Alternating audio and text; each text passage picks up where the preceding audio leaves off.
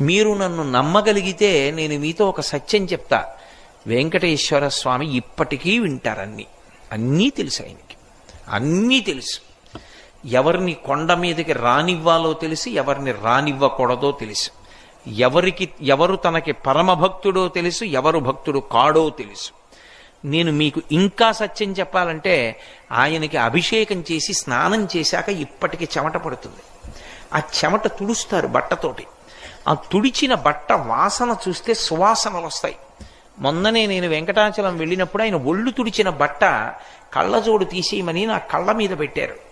పెడితే నాకు 1.5 గంటల సేపు చల్లతనం వదలలేదు కళ్ళని పట్టుకుని.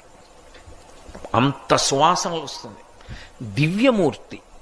ఇప్పటికీ ఆరాధన చేసే పెద్దలను అడగండి, వెంకటేశ్వర స్వామి వారిని ముట్టుకున్నప్పుడు పసిపిల్లవాడి శరీరం ముట్టుకున్నంత మెత్తగా తగులుతూ ఉంటుంది అని చెప్తారు.